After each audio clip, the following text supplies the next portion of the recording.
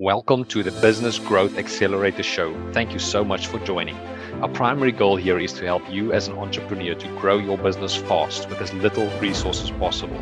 We talk about everything from smart digital marketing skills and business strategy to motivation and soft skills.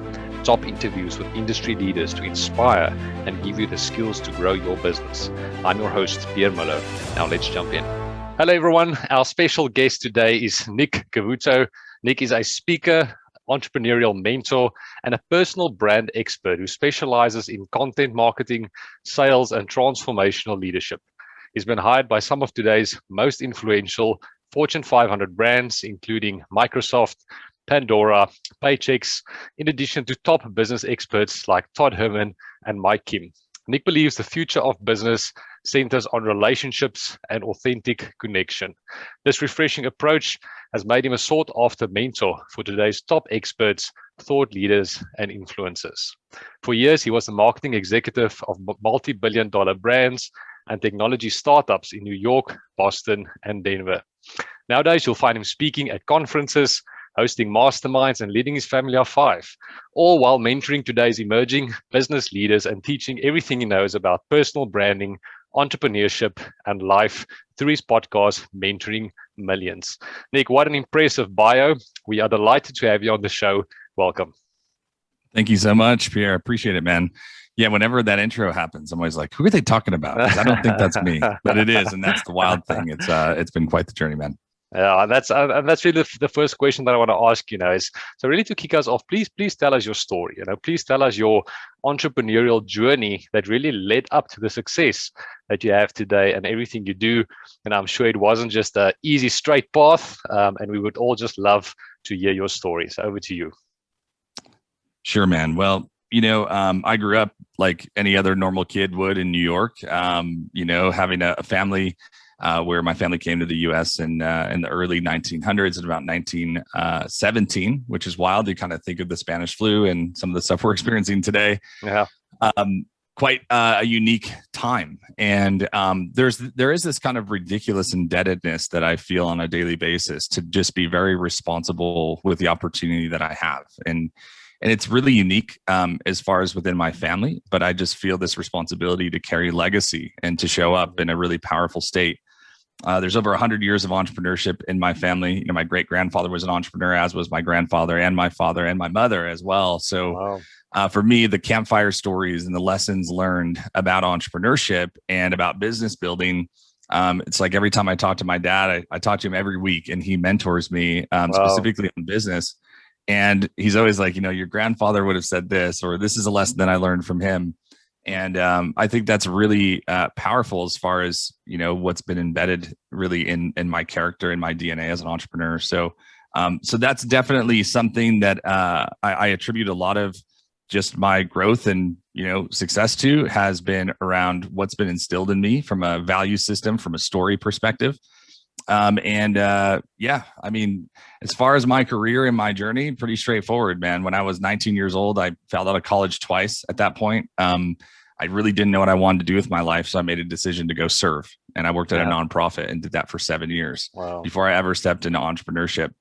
And I was awarded with a lot of permission in my early 20s to be a leader. And it was with a group that was focused on spiritual transformation. So the conversations had in my early 20s of coaching people, whether it was through divorce or through figuring out, things that were more divine and finding opportunity. We went from 1,000 people attending a service every weekend to 10,000 people every weekend in 5 years. And I know that was a big part of the infrastructure growth that happened there. So yeah, man, when I look back and just kind of look at like the way that my career has grown, it started with service. And I'm grateful and very thankful that today it's the same thing. It's about contribution and connection. It's about helping people really find that highest calling, the highest version of who they are. And when I exited ministry, I went and worked for nonprofits VCs and startups, Fortune 500. And, I had a business doing over $1 million a year, 2 years after I had exited ministry. And I just feel, again, incredibly grateful. That's based on the legacy and the lessons learned and the lessons taught. So Yeah, wow. Sure, I love the story. Thanks for sharing that. And yeah, wonderful to have that, I guess, family background and that experience. And I think wonderful how you share that with the world. It's obviously a wealth of information, and incredible how you can add value to the world. And also love how you say it started with service, because I think that's what we hear from so many successful entrepreneurs, at least, is where it's all about service. It's all about serving the world. They're not thinking about me and my needs first. And if we sort of serve from that place, I mean, it's amazing how that sort of flows into our business. So true, man. 100%. Yeah. Service is I think it's the ultimate hack to winning. And I think it takes people a long time traditionally to figure that out because, I get it. Like you have your needs and your family has their needs and but empathy is a superpower and really putting yourself in position to stand next to your audience and to actually go through a day in the life of what they experience and to really, really dig deep and go like, how can I be compassionately curious about the people that I serve? It unlocks a different level of understanding about your audience and a different level of care. And that's the best marketing strategy ever, is to actually care. So when you do, people are wired to notice what's different and they can sense that there's something just unique about you. There's just something rather, special about the way that you're showing up in the world. And they want to be a part of that. Human condition wants to belong. It wants to be a part of something great. It wants to be associated with people who are doing great things.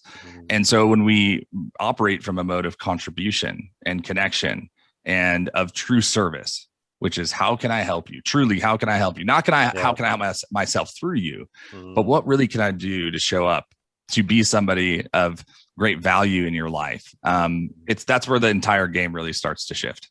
Yeah, sure. And as you say, people pick up so quickly. I think in a world of sort of, I guess, sales, quite a lot of salesy talk. I think people feel when you're authentic and you really care, and it makes all the difference. Nick, now let's talk about personal brand, where you are really the expert. I think for some SMEs, it might feel like having an active brand strategy is something that's perhaps important, not perhaps, definitely important for large companies, like your McDonald's and your Nike and so on, but maybe not so much for them. So please tell us, why is it so important for any business, and especially for SMEs, to be very intentional when it comes to building out their brands? Yeah, I think that, at the end of the day, people buy from people.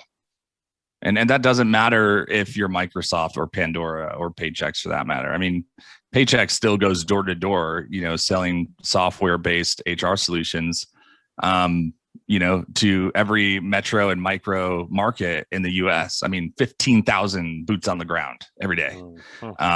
So think about the power of a personal brand when somebody understands how they can become a local expert yet carry the weight of a corporation. I mean, it's incredibly powerful. The one who controls the conversation, who asks the best questions, who provides the most amount of value always wins, and brand always wins. And that's just what people say about you when you're not in the room. And that's why it's so important. It's reputation at scale. And, when we start looking at even the way the world's functioning, look at the US elections, right? You guys got to understand, if 50% of the people in the United States like you, you can become president. And why do they do so much character assassination? Because they know that people are voting for a person. It may be designated through a party, through a set of ideals. It's just the lens. But they are, at the end of the day, voting for a person. And the same exact thing is going to happen in business. Your audience is going to vote for you, or they're not going to. They're going to find somebody else who's a more perceived expert, who is delivering more value, who is creating some type of deeper connection. And that's just the way that the world is functioning. And it's the way that the world is continuing to evolve. So I think personal brand is the conversation in the next 18 months, undoubtedly, because I think there's so many people being disrupted through current events that they're having to find themselves now building their own business and doing their own thing and choosing entrepreneurship. Because a lot of times people have this perceived perspective that they can control the events that they're facing in life, and that they can actually count on tomorrow that everything's going to be okay. It just doesn't really work that way. And entrepreneurship, I think, is the best way for you to have the most amount of control on the steering wheel, to go okay, I can actually drive this vehicle wherever I want, however fast I want.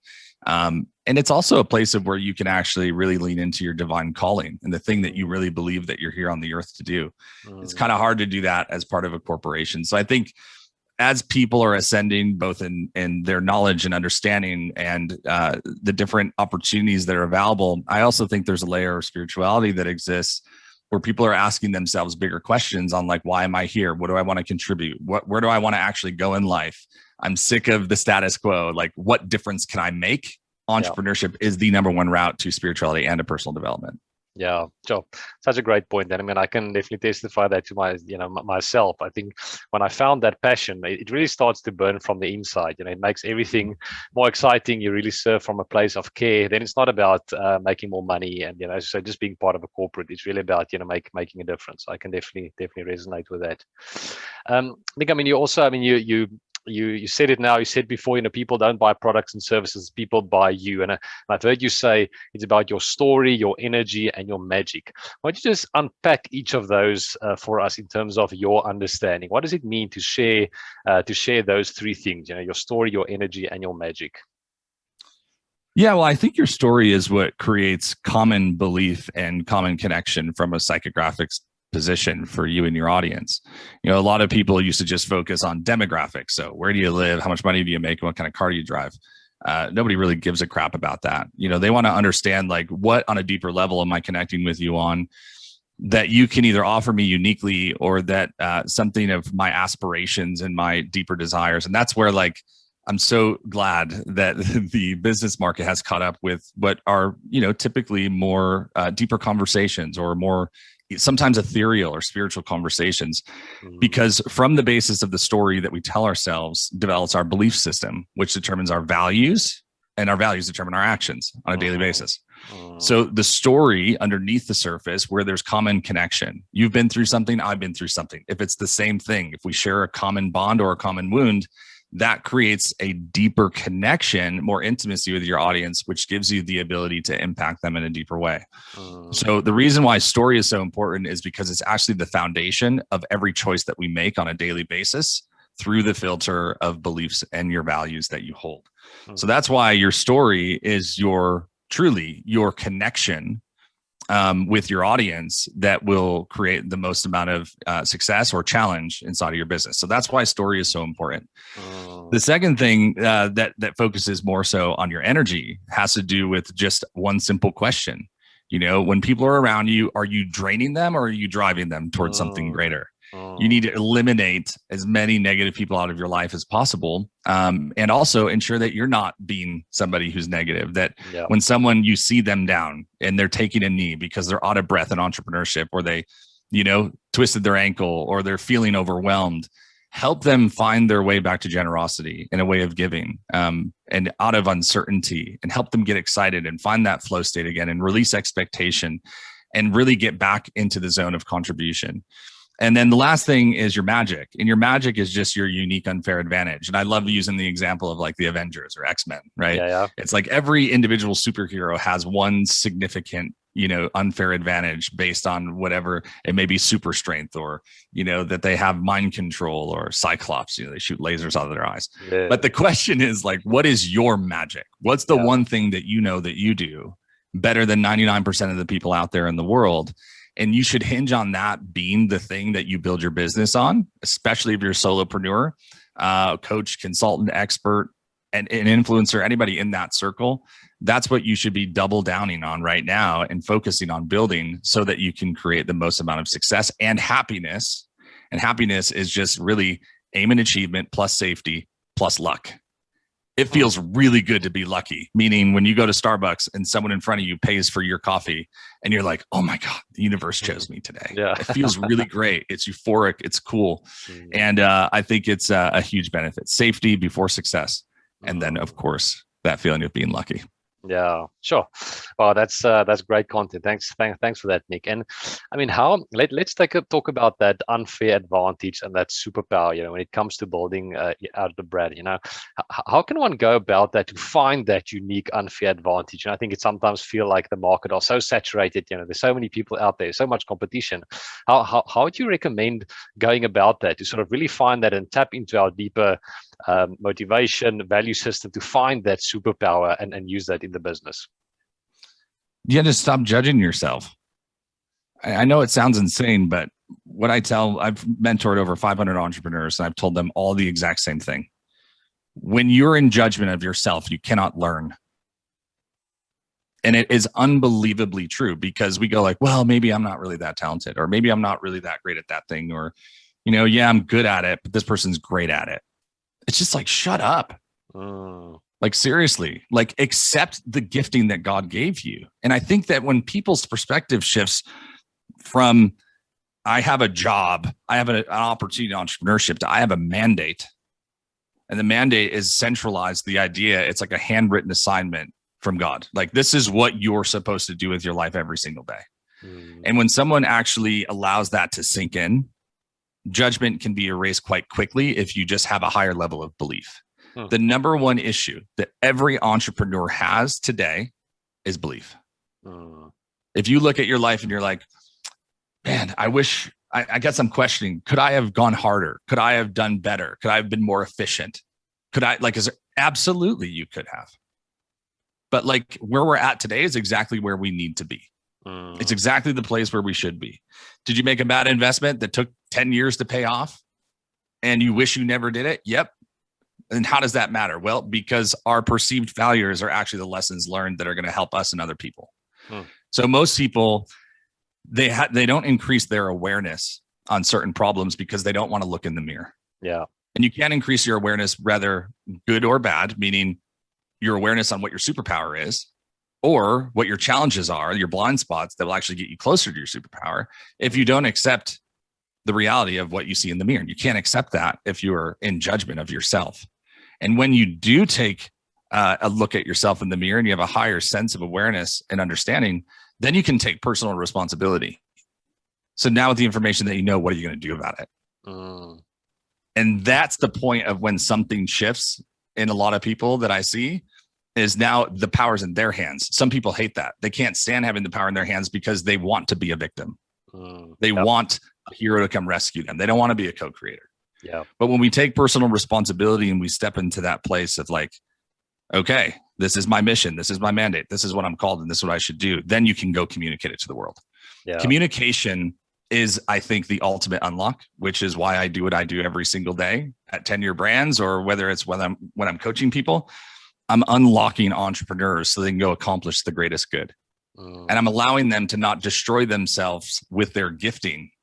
Stubbornness is actually a really good thing sometimes, to stick to your guns. But some people are so stubborn that they can't get out of the mud. And that's part of my call, is to help them ascend to the next level by unlocking the authentic voice that they have. Yeah, sure. That's powerful stuff. I love how you say, I guess it's about stopping to compare. I guess we live in a world where we compare ourselves consistently with other business and other people. And it's almost like we see it in a linear fashion. If I'm not, absolutely at the top, I almost don't have a voice, and I feel like I can't really, I can't really claim that as my mandate or my strength. But I think what I hear from you is just find your mandate and just speak that mandate. I guess there's so many people who might have something similar, who might have some similar stories, but they don't really speak it. They don't really own it. And I guess it's a disservice to the world. I guess back to our first point, if we really tap into that, that's how we serve the world, is by talking about it and really helping people to change. Yeah, when you accept where you're at, and you can vulnerably and authentically and real and raw way communicate it to the world, it's like you remove the skeletons from your closet. And that's the problem. Most people just have too many skeletons in their closet. They're in too much self-judgment. They actually are making it about them and not about the people that they can contribute and help and serve. And so when you make it about you, everything's about you. And this is exactly where we started the conversation, right? That like, when it's about you, it's not about your audience, and everything boils down to intent. And that's what people smell. That's why people intrinsically, they hate being sold to. Why? Intent. It's like, you're just trying to I always relate everything in business to relationships. And it's kind of like, you're just trying to one night stand somebody. And they're like, sorry, I'm not about that life. I have the right values, the right beliefs, and the right story of I value myself. Don't try to just walk up to me the first time you meet me and ask me to marry you. Come on. That's not the way that it works. We need to develop a relationship. So that's what people are looking for in business now. And that trend will not slow down. I promise you that. Yeah, sure. That's great. And also like what you said in terms of being real, I think sometimes we can be sort of caught up in that victim vortex, again, where we judge ourselves. But as you say, it's really just about facing up where we are now, whether we made some good or bad decisions in the past, and just really live from this point forward and start making a change. I think we waste so much time and energy being stuck in that vortex instead of just getting out of it and moving on. 100%, dude. Yeah. The comparison needs to be 1v1. It's you versus you. Your yesterday versus your today. Am I better today than I was yesterday? And that's the only question you ever need to ask yourself when it comes to your own development. If you look at other people and you're inspecting what their success is, I can promise you that they have not done the things that you have done. You do not have the same experiences. I almost drowned as a kid when I was 5 years old. I fought for my life at 5 years old. Most people have not had a near-death experience that's put them and their DNA, their literal physiology in a place of like complete survival mode, like truly complete survival mode. My perseverance and my drive as an entrepreneur is, it's an autonomous system because I can activate that part of me like instinctually when I have a goal that has it has a lot of intense emotion around it, that has a lot of resolve. Then I can have a lot of belief and a lot of action, which produces results. So it's like, because of that, if someone judges themselves versus where I'm at in life, they don't have the same experiences as me. They don't have the same overcoming of your greatest fear. At 12 years old, when my grandma put me in a pool and she said, "You're going to figure this out and you're going to do this." They don't have the same story. Wow. So when we compare ourselves, it's actually, again, it comes down to the lens of judgment. It comes down to entitlement. It comes down to why not me, which is a victim mentality, instead of appreciating and celebrating the other person. So next time that you want to, whoever's out there and you get frustrated by seeing something on someone's newsfeed or on your ad stream that you're like, this is bullshit. What I want you to do is actually send them a message and encourage them and position them in a place of prominence and say, "You're doing a great job. How can I help you?" Because immediately you'll deflate that energy and it will shift you into a different place. Yeah. Sure. I love how you talk about, and thanks for sharing, thanks for sharing that story. And I love how you talk about using your pain sort of becoming your purpose kind of thing. So I think I think so many of our listeners might have gone through tough situations and really being able to tap into that and really understand what type of energy that can actually release, when it comes to building out our business. It's not only the great stories that drives us, it's actually those painful situations that often help us to make a difference. It's true, man. 100%. Yeah. Nick, now let's get a little bit more practical. So let's say we've tapped into our value system, we found our story. Let's get a little bit more practical in terms of brand building. What are the next steps then to build out this personal brand of ours on a more practical level? Yeah, well, I mean, the first thing is it is rooted in story. There's the 7 steps to building a personal brand that I teach. And the first step is personal story. So that's number one. And really, if you want to extrapolate on your story, find the explosions in your life. I've told you guys a couple of them, failing out of college at 19, drowning at 5, right? Those are the explosions in my story. There's plenty more, trust me. But the big idea around it is like, there's something that was normal before that happened, and there was something that was kind of a new reality after. And so you need to start developing your story and communicating it to the world in that format.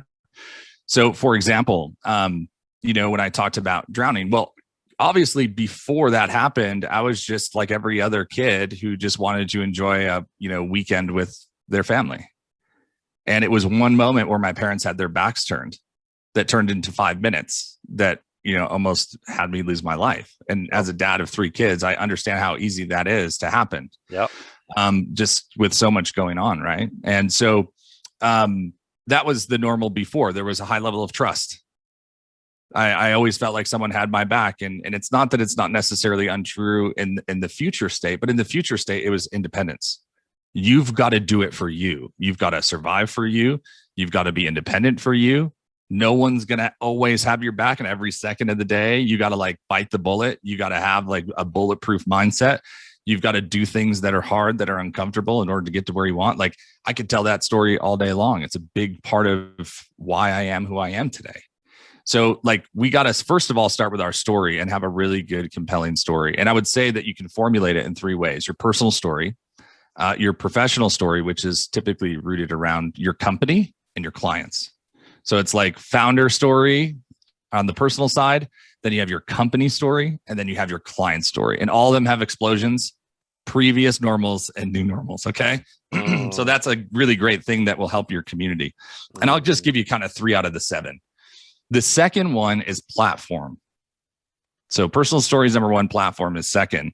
Yeah. And platform is really centralized the idea of where are you building community? Where are you building a tribe? Where are you building a following?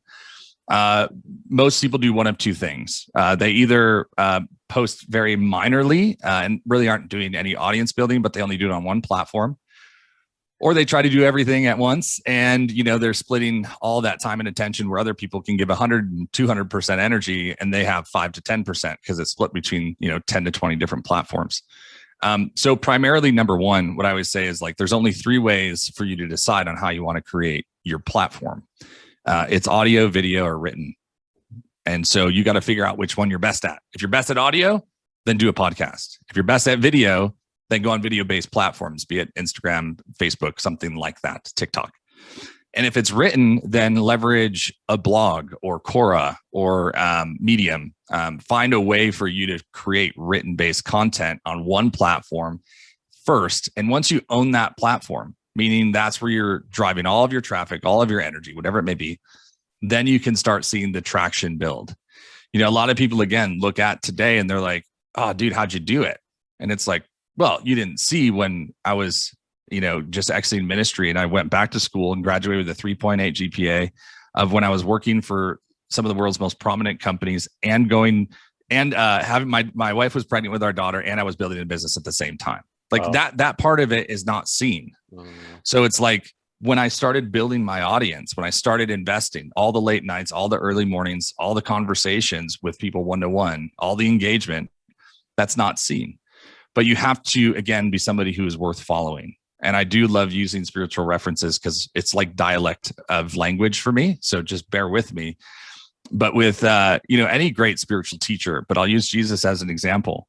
The people who followed him wanted to actually feel the dust coming off of his shoes. Think about that. That's true discipleship and leadership is when people want to be so close to you that they're just like, if I can just kind of catch wind from the same wind that you're in, then proximity is actually what I'm looking for. And that has everything to do with belief. So you have to be somebody, again, who's worth following, somebody who has a rather divine mission because people want to belong. So this is why it's so critical on the platform side to pick a spot and to become the best. I mean, be, rather obsessed with becoming the best in that category. I'm going to end with this one and then we can talk through it. The third one is your position. And positioning is all around preeminence. Someone should be able to show up to your page and go this is pretty cool. Somebody really knows, or this guy really knows what he's talking about. And he really understands something that's unique and he has a great story. And so I take people through a process of building their about me story and helping them craft their bios and ensuring that they match multi-platform. Why? Well, because, one of the reasons why I'm here right now is because if you go to all my different sites and you go to my different social profiles, everything matches, everything's congruent, right? There's a level of professionalism with a press kit. It's it's a different level. It's a different standard that I think is required in order for you to start kind of getting your way through the back door and not the front door. So preeminence is a huge thing. And that all has to do with how you're positioning yourself. So those are just 3 of the 7, but certainly primary to getting the ball rolling down the hill. Yeah, no, that's great stuff. Thanks for that. I mean, I can testify. I mean, looking at your website, I mean, it looks clean, it looks neat. I mean, you can see that consistency flowing through. And that was also a question I wanted to ask you is how important are those things? The fancy logo and the website and the consistency in your design and colors. I mean, we started talking about the story, and that's obviously extremely important and driving, the whole process. But how important are those other things, compared to just talking about your story and just sharing that over time? It depends. And the reason why I say that is because depending upon the season of entrepreneurship that you're in will be of greater concern to the individual. So let me give you an example. I built a $2.5 million agency and I didn't even have a website. There's only 2 problems in entrepreneurship: starting and finishing. That's it. Most people don't start. Most people don't finish. That's 98%. So if you're going to be the 2%, you have to start and finish. So part of that process is also knowing what to do at the right time. Just like, again, I'm going to go back to relationships. There's been relationships in my life that may have been the right relationship, but it was the wrong time. Therefore, it was the wrong thing. So even in business, it mirrors to the point of like building your website before you even have a product and you've sold anything might be the wrong thing or the right thing, but at the wrong time. Yeah. Having a website's a good thing. Yeah. But having that and spending months and months and months with your I help, this person do this thing statement is a complete waste of time. Go sell something. The first client who I had was a friend. She ran a salon and I charged her $300 a month. Okay. And the first deliverable that she got was a 40-page marketing strategy. Okay. So that just gives you an idea. I started there. Yeah. My next client, I charged $10,000 US a month.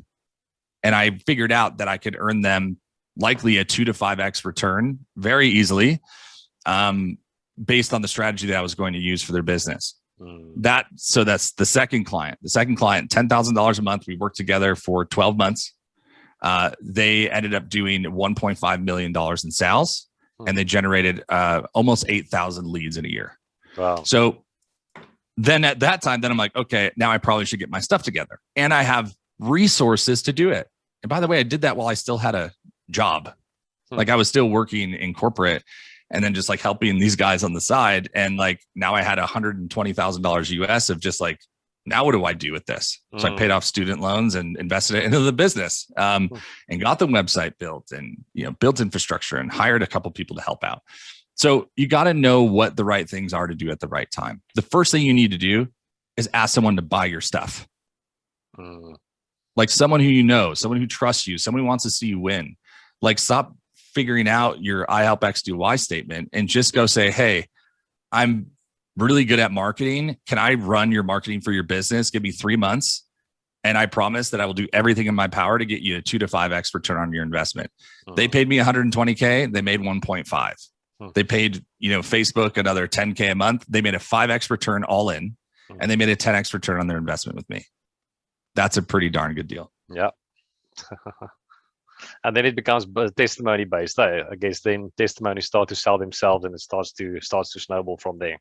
Yeah, I mean, to the point of where our reputation was so strong through group text messages that we went from 0 to 85 clients in 18 months.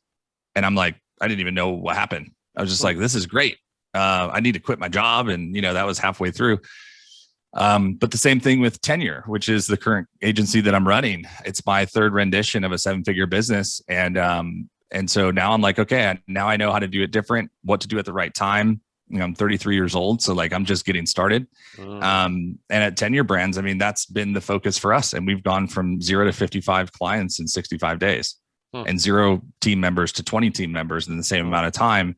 But again, it's repetition, knowing what to do at the right time. Significant failure. Yeah. Haven't told you yet that I lost $1 million 2 days after COVID. Sure. $1 million in a solopreneur-based business. Wow. Like literally almost everything, right? And I had to figure it out. But that is the journey. It's guaranteed. Yeah. There are corporations right now that are doing $50 million a year that think they're safe. And they're not. They're screwed. They just don't know it yet. Yeah. So disruption is happening at scale. It's always going to be that way. If you can't stomach it, entrepreneurship may not be the right thing for you. Yeah. Yeah. You have to be ready for that one. And in terms of a content strategy, and would you say sharing content will be a combination of things? I mean, do you have sort of a system that you find works well? I mean, is it sharing a combination of valuable content, sharing your stories, sharing your likes, dislikes, your belief systems? I mean, what sort of a content strategy do you find works well in terms of varying things up, whether it's, as I say, content, personal stories, etc.? Be human. Just like be somebody who is a good person. Yeah. I mean, it is the winning strategy. And I mentioned it earlier. And it's not like a Gary Vee-ism. Like I truly believe this, that like empathy is the thing. So like if you actually care, if you actually give a crap, you're going to do just fine in business. You'll never have to worry about anything. And when your message moves people, you'll never have to sell again. Yeah.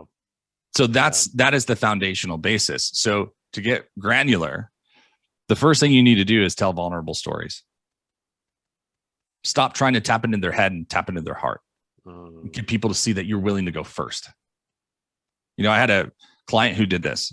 They had multiple miscarriages. They had never told anyone, not even their parents. It was very talk about that stuff, right? And so she finally decided, she was a physician. Her and her husband were both doctors. And they're like, man, I mean, this would really kind of put us out there. But they actually allowed their child to be at their practice on a daily basis. So people would scoff and, why is there a baby here? Screaming and hooting and hollering and whatever. And so there was kind of people are actually they're there to the doctors are there to serve their patients.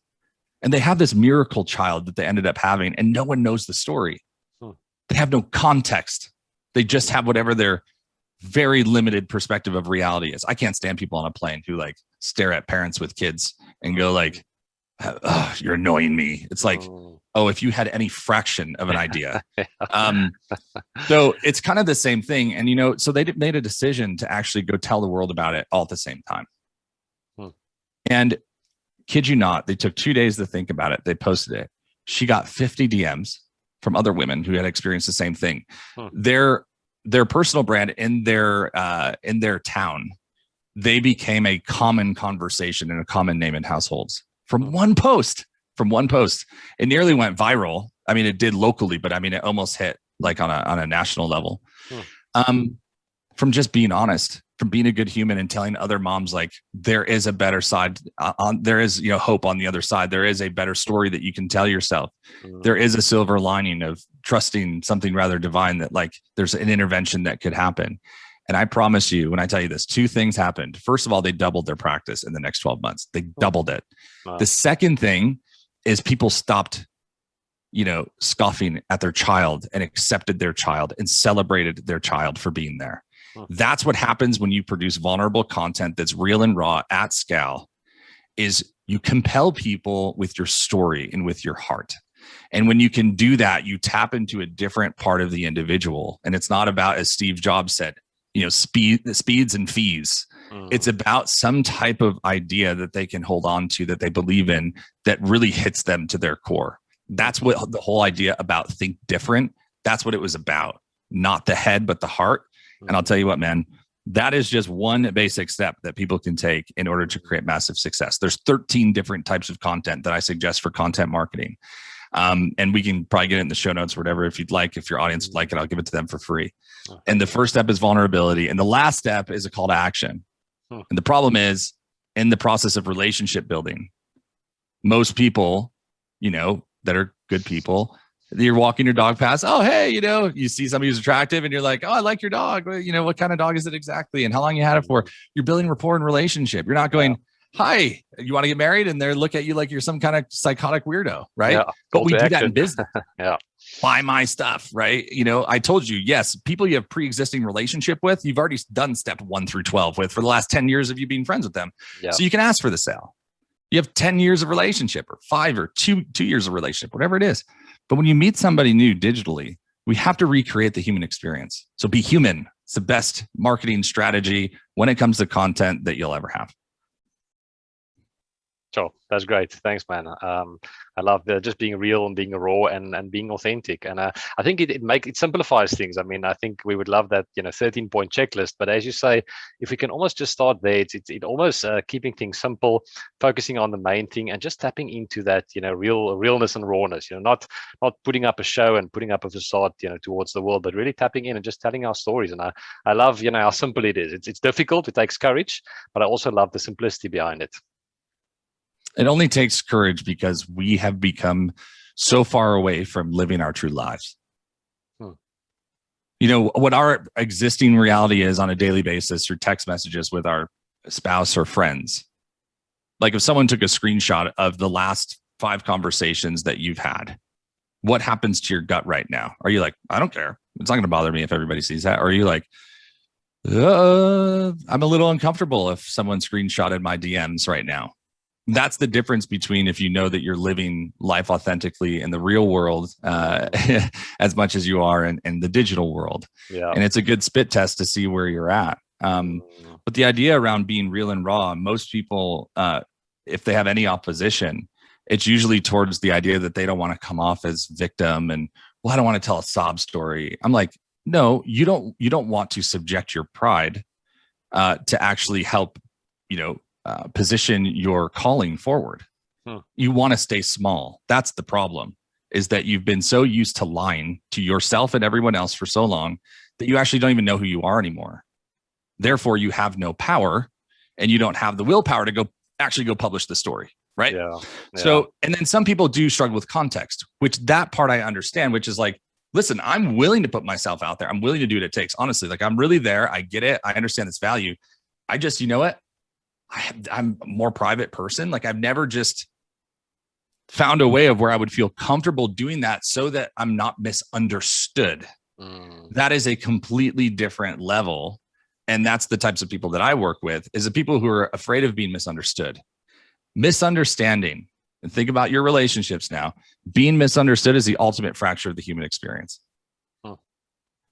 It's like, I'm trying to help you, and the person's like, I'm going to punch you, right? It's because you're misunderstood, because something is not happening correctly, because likely the other person is triggered, or maybe we're trying to position them towards change. And really, we just need to be compassionately curious and say, tell me more about that. It's the Toyota test, right? It's like, instead of asking 35 questions, vertically, ask why 35 questions horizontally, and you'll actually get to the root of what the real thing is. Yeah, sure. Yeah, it's great. And I think so oftentimes when we don't feel on the defense, and we really just ask those questions and just step into the world of other people, it just enables us to help them, and it opens up the conversation, and it just really leads to good things all around. Nick, we're sort of coming a bit to the closer to the end. So just some of the last questions, I think, so for large brands, they will typically have their brand and their name, and their story sort of weaved into that brand already. But for businesses that's still growing, and they can still make changes to their branding, and pivot a little bit, would you say it's better to build a brand around your personal name, Nick Cavuoto, than i.e. masterbrands, .com, whatever the case might be? What would your recommendation be? Both. I have both, right? Alan Weiss, who's an amazing consultant, actually, he lives not too far from me, wrote some of the most prominent books on seven-figure consulting, like in the 80s and 90s. And his seven-figure consulting book, he said it this way: you'll earn six figures being a specialist, and you'll own seven being a generalist. But you can't just go to the generalist. Like, you have to be known for something. So for me, first, Nick was the guy when it came to transitioning a lot of corporations and or startups or VC backed firms, those circles, who understood digital context but wasn't an idiot. Like, seriously, I was the young guy who was in my mid 20s, who was cranking 60 plus million, spending $3 million a month in ads, and actually making a ton of money doing it for other people. So there was a different level of trust when I would walk into HubSpot, for example, and a different level of notoriety, because they're like, holy cow, that's the whiz kid in a way. Yes, yeah. So that was really cool. And that was a lot of fun, but that's what I got known for. And that's where I got invitations to work with some of these incredible brands. Now as a generalist, this is my third business. So, and the third business that, we're going to be at a multi 7-figure run rate in 6 months from our launch. Like, that's insanity, right? But that's what happens when you build and you build and you build and you go. And tenure, so Tenure Brands, but we shorten it, we just call it Tenure. And so that business in and of itself it's my family unit in business. And so it's my surname, in a way. So that's kind of the uniqueness of Tenure. So it's like, you ever heard the expression that, like, the quality of the character quality of the parents by the reflection of the behavior of their children? Yeah. I think that's mostly true.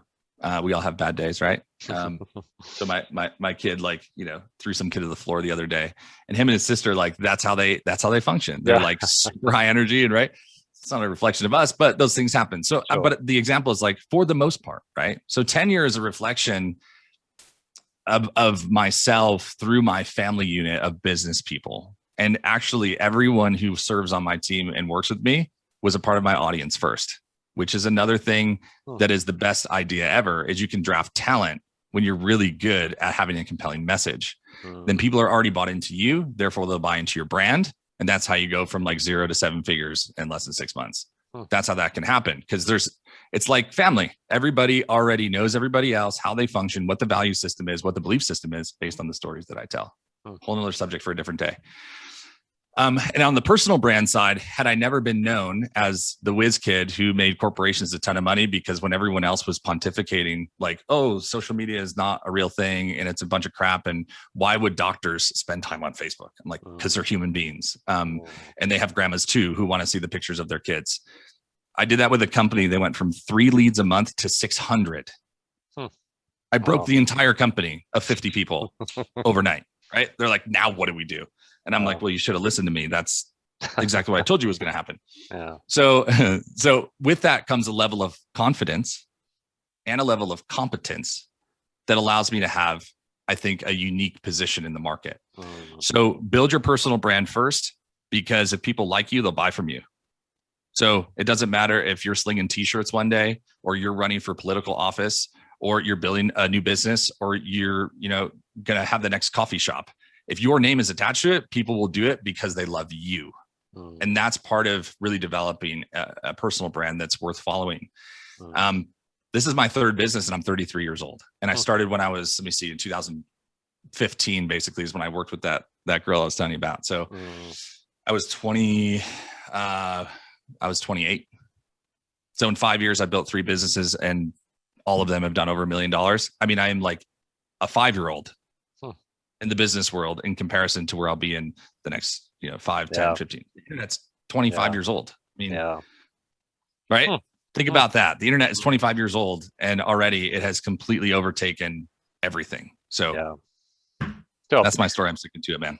That's fantastic, and I think we should maybe do a lesson on time management as well, because doing that with 5 kids, I take my hat off. I'm a parent of 2 kids myself. Or just 4. 4. Okay. Still, it's double that what I've got. So I think that's incredible. Nick, I really enjoyed our conversation. Thank you so much. I mean, is there any last piece of advice that you can leave our audience with? It's obviously sort of strange times we're living in. Coming out of lockdowns. I think lots of entrepreneurs perhaps struggling.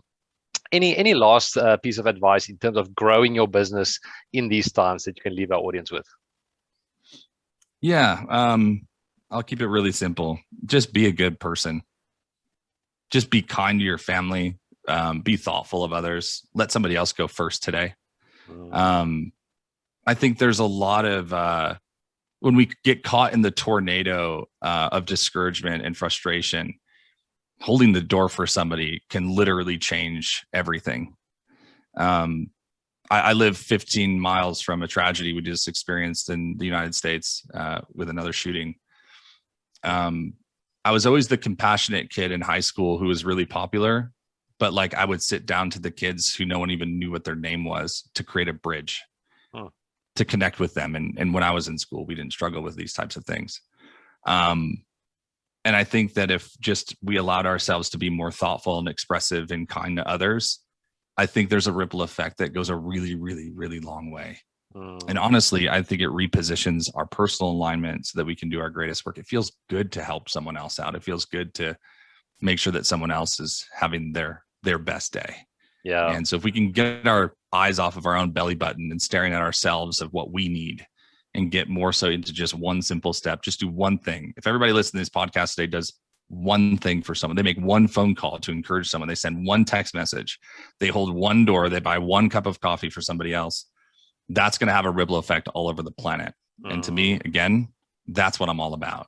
Even if just one person did it, then it would absolutely mean the world to me. Yeah, sure. And again, I love the simplicity because I think in the marketing world today, it can seem like things must be flashy, videos must be flashy, it must be entertaining. But I just love the simplicity to just bring it back to being real, being authentic, and that will sort of pay off over time. 100%, dude. Thank you, man. Absolute honor. Nick, lastly, please tell us a bit more about what you're currently busy with and where our audience can go to learn more about what you offer. Yeah, absolutely, man. So right now, we've been focusing on building tenure, tenurebrands.com. We solve the, what I call the content epidemic for entrepreneurs and those specifically who are building businesses online. We can create a month's worth of content for you in less than an hour of your time every single month. So imagine you show up to a Zoom call, you do an interview with a top level. I mean, we have an Emmy award-winning producer on our team. I mean, that's the level of quality. You do an interview, they ask you all the best questions in the world. They let you respond in the best way possible. Nothing to rehearse. You just show up. That's all you have to do. Once that interview is done, we create the content for you, and then we publish it on 4 social channels for you. And for your audience, I'm going to make it $1,000 a month if they're interested in doing it. All you have to do is just go to tenurebrands.com. And when you sign up, there's a little promo code. So you can just put Pierre in there, and that way I'll know. And, we would love to offer that to you guys. So for $1,000 a month, you can solve the daily content problem, not just on one platform, but on 4. Wow. In addition, what we're really solving is the time issue. So many entrepreneurs who are online, they don't have time to create this content. They stare at the screen. They're like, what the heck should I even say? Let us do the heavy lifting. Wow. And we now have, 55 people working with us. And just since, basically the second week in January. And this will be massively disruptive and a lot of fun. And, our heart's to serve people. That's it. You guys have heard my whole story today, so you know what I'm all about. NickCavuoto.com if you want to learn a little bit more about me, not just what I do. And you can also follow me on any social channel at Nick Cavuoto, and would love to connect with you guys. So your comments, your reflections, your messages are like oxygen to me. So I always shoot just for one person. If there's just one person, tell me that you went out and you made that contribution, that you bought someone that coffee, that you sent that text message, and that would mean the world to me. That's wonderful. Thanks, Nick. And I love what you're doing in Tenure Brands. I mean, a lot of the questions that I asked previously was sort of around that. I mean, what type of content to create? I mean, it's such a big challenge for entrepreneurs in terms of time and creativity. And I think that's a fantastic solution that you have. So for our audience, make sure to go and check out nickcavuoto.com and tenurebrands.com. And we'll also put all of that in the show notes. Nick, thank you so much again for the incredible value and your time and speaking from the heart. We really appreciate it.